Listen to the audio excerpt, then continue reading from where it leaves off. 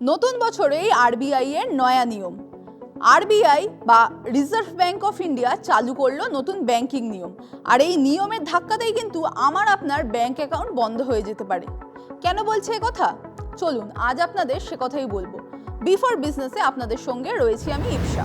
RBI কি বলছে, কাদের কাদের account বন্ধ হয়ে যেতে পারে। মোট 3 ধরনের অ্যাকাউন্টকে নির্দিষ্ট করা হয়েছে। এবার আপনাকেই দেখতে হবে যে এই তালিকায় যে 3 ধরনের যে লিস্ট বলা হচ্ছে সেই তালিকায় আপনার নাম নেই তো, বা আপনার ব্যাংক অ্যাকাউন্টের নাম নেই তো। এবার কিভাবে বুঝবেন? আগে রিজার্ভ ব্যাংকের নিয়মটা বলি। 1 জানুয়ারি থেকে reserve bank of India bank account নিয়ে নতুন নিয়ম কার্যকর করেছে। এই নিয়মের অধীনেই একাধিক ব্যাংক অ্যাকাউন্ট বন্ধ হয়ে যাবে। এবার কেন এই নিয়ম?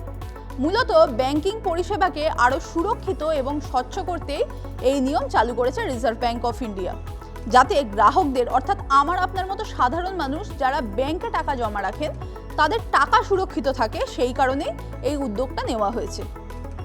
এবার আসা যাক যে কোন ধরনের অ্যাকাউন্ট বন্ধ হবে। আরবিআই যে 3 ধরনের অ্যাকাউন্ট বন্ধ করার কথা বলেছে তাতে প্রথমেই রয়েছে ডরম্যান্ট অ্যাকাউন্ট। এবার এই ডরম্যাট অ্যাকাউন্ট কি? যে অ্যাকাউন্টগুলো 2 বছর বা তার বেশি সময় ধরে কোনো লেনদেন হচ্ছে না এবং পুরোপুরি তা বন্ধ রয়েছে, যাতে কোনো ধরনের আপডেট নেই, সেগুলিকেই ডরম্যান্ট অ্যাকাউন্ট বলা হয়। এবার হ্যাকাররা বা যারা এই সাইবার ক্রাইম করেন তাদের কিন্তু প্রথমেই টার্গেট থাকে এই ধরনের অ্যাকাউন্টগুলো, কারণ এখানে হ্যাক করতে সুবিধা, কারণ ওই যে কোনো লেনদেন হচ্ছে না, কারোর চোখে পড়বে না কোনো কিছু। সেই কারণেই আরবিআই গ্রাহকদের সুরক্ষার কথা মাথায় রেখে যদি কোনো ডরম্যান্ট অ্যাকাউন্ট থাকে তাহলে তা বন্ধ করার নির্দেশ দিয়েছে। এবার দ্বিতীয় নম্বরে কি রয়েছে? ইনঅ্যাক্টিভ বা নিষ্ক্রিয় অ্যাকাউন্ট। যে অ্যাকাউন্টে 12 মাসের বেশি সময় ধরে কোনো লেনদেন হচ্ছে না, তার উপরেও কিন্তু অপব্যবহারের একটা বড় ঝুঁকি থেকে যাচ্ছে। গ্রাহকদের বন্ধ হওয়া অ্যাকাউন্ট আটকাতে এবার কি করবেন? ধরুন আপনার অ্যাকাউন্টটা ইনঅ্যাক্টিভ হয়ে পড়ে রয়েছে, অর্থাৎ আপনি চান যে অ্যাকাউন্টটা থাকুক কিন্তু লেনদেন হচ্ছে না কোনো।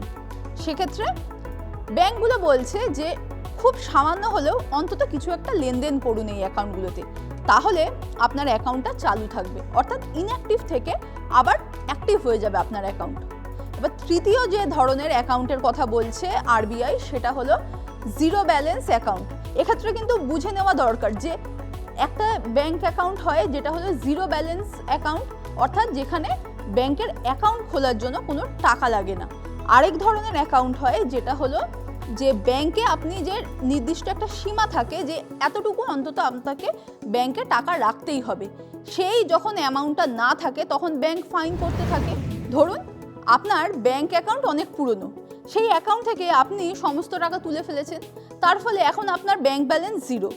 এই ধরনের যে অ্যাকাউন্টগুলো রয়েছে এগুলোকেই কিন্তু এবার বন্ধ করতে চলেছে সমস্ত ব্যাংক, কারণ ওই আরবিআই নির্দেশ দিয়েছে। কি বলেছে? যে ধরনের অ্যাকাউন্টে কোনো টাকা নেই সেই ধরনের অ্যাকাউন্টগুলো এবার ধীরে ধীরে বন্ধ করে দিতে হবে। এবার বুঝতেই পারছেন যে আপনার যদি অ্যাকাউন্ট এই 3টে যে লিস্ট বললাম, চেক লিস্ট, তার মধ্যে যদি থাকে তাহলে কিন্তু আপনার অ্যাকাউন্টটা বন্ধ হয়ে যেতে পারে। এবার কি করবেন? যদি আপনি চান যে আপনার অ্যাকাউন্টটাকে সক্রিয় রাখতে, ব্যাংক অ্যাকাউন্ট যাতে কোনোভাবেই বন্ধ না হয়, তাহলে ওই যে প্রথমেই বললাম যে ব্যাংকে সামান্য হলেও লেনদেন করুন।